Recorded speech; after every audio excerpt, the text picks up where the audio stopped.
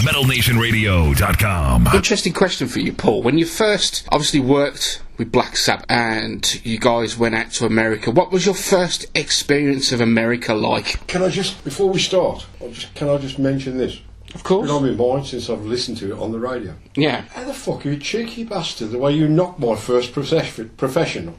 I mean, I can't help what I did, you know what I mean? Well, Smash and Grab is, it's kind of a niche career, isn't it? Let's face it. Well, me and Mick, we did start it, God bless his soul. Anyway, go on anyway, so you want to know what it was like? Yeah, like the first time, I mean, you're a Brummie lad. Mm-hmm. That's Birmingham, for those who aren't from Birmingham or the United Kingdom.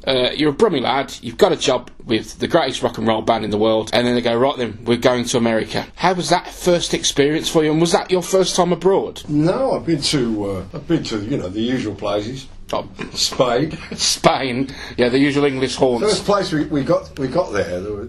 We went to we were going to Chicago. But what happened? You couldn't land in Chicago, so they landed in New York. So my first start in America was really they left me to drive the hire car because everybody was scared to drive a car. So the first time in a left-hand drive. Yeah. So just spilt my drink there.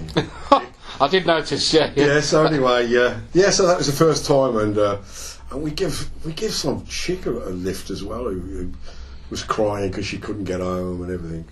But anyway, so my first impression was when we got to the hotel was all these chicks were there, you know, and Tony's gone, oh, here you go, I told you, didn't I? I told you. He said, now don't forget, once they hear that accent, he said, you're in like Vin. Anyway, this chick came over to me and Tony, and she said, oh, Robert, she said, can I have your autograph? And I'm thinking, Robert, and Tony's nudging me. He's just agreed. And he told me what you have to do as well. You have to find out. He gave me a book and everything. You have to find out where all the chicks' birthdays are, you know, so they know what star sign they are, and all that shit.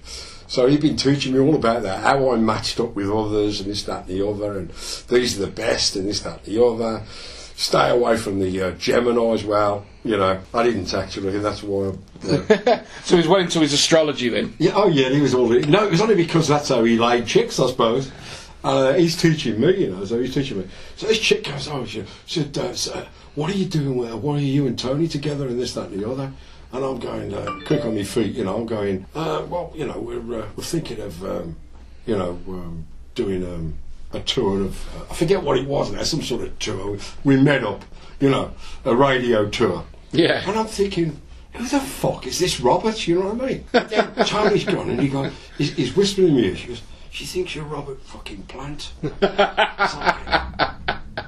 Because I had the long blonde hair and stuff like that, you know what I mean? She automatically was obviously hadn't hadn't been to Specsavers, you know what I mean? Oh, that's true. But, and that was my first American chick. So you actually pulled a girl who thought you were Robert Plant from Led Zeppelin. That's right. Oh, this is what a bad start, really, was it? That's not a bad I just drove start. all them miles, never drove in America before, and ended up with a real nice chick.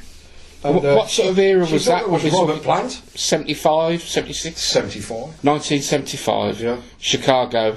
Boy from Birmingham. Yeah. Slap right bang in the middle. Gets laid for the first time. I was a bit scared, really, because they're ever so forward, you know, them American chicks. Really? Them days. So, I mean, I used to have to, struggle in Birmingham, you know what I mean? This was like, it was like, taking coals to Newcastle, you know. It was an amazing thing anyway, and I really loved it. And I loved the American culture, and I loved the way everything went, you know. They were so ahead of us over there, you know. And I just absolutely was over the moon with everything I seen. You know. Was that to tour or record? Or? For everything, you know, that was the tour, that was. And on that particular tour? You know. Oh, right, okay. And so that was it. Next question. So when you... hasn't it? No, not at all. Not at all. So when did you first go to LA? I didn't like LA when I first went. I mean, I was like... Strange that, because I had that first impression. Really? Didn't like LA at all. Didn't like New York. And then I got introduced to the Rainbow Club in LA. Fabulous establishment. Oh, it was in them days. I mean, I don't think it's... I've been told now it's nothing like it was. I mean, we went in there and you could sit next to, anybody, you know, John Entwistle, you know... you name it, they were all in there, you know. Yeah. Rod Stewart was there. Oh, he's I was there one night. His wife come in, bare feet, big, tall girl she was, good-looking thing, and she ordered him home. It was so funny, and he's just so gobsmacked because she's in there. She's come out and she's walked into this nightclub, and then he's sitting there, and he just looked at her, and she just picked his pint up, poured it over his head, and said, "Get home." And that was it. And he got out, like he was like a scalded cat. He shot out the door. I mean, I would have done it all. He'd been right embarrassing, wouldn't it, to have to put up with that, But that was it. A few years later, we ended up in the studio, using the same studio, the record plant with him, It's a bit of a tight ass, man. I remember he dropped some change on the floor. There was about 25 cents in all, you know what I mean? Yeah. And he was moving the tables and everything. And he spent that long on the floor that when he got up and he went outside, somebody had nicked his car. Had nicked his car. It was so funny. I can't remember. It wasn't a Ferrari, was it? A Diablo or something. I don't know what it was. Anyway, what happened? It went missing, and they found it, but somebody had stole it. They took the steering wheel off. Can you believe it?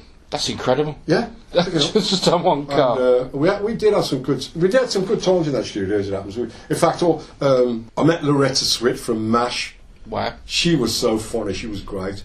And Dudley Moore, he was my hero. I met Dudley Moore. He came up to me and he said, "The guy in the studio said I should speak to you." He said, "Look," he said, I'm throwing a big party," and he said, I need the big room. Is there any chance that we could come to some compromise and I'll use the room for one night?"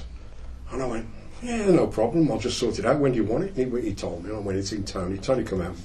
He thinks I was winding him up." Because, he was always the same winding me up. We get in the lift, you get in the lift and you asked the question, Dudley Moore wants to borrow a studio for the evening. Yeah. So he's gone, "Oh, fuck off." Because normally he comes up and he says to me the one night, he said, "You never guess who I've gone out the lift with tonight. The elevator for you Americans."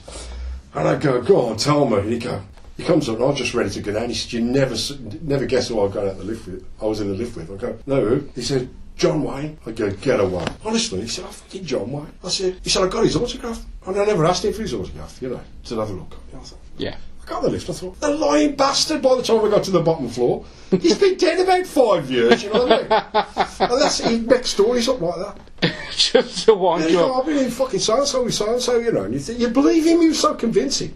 So Dudley Moore asked you to borrow. But Dudley Moore, going back to the Dudley Moore, he threw this party. We were all invited as well, and that's when I met Loretta Swit. She was great. We had a great time out there, laughing and joking. They're all on the gaming machines more than anything. But Dudley Moore was an amazing pianist. United we rock.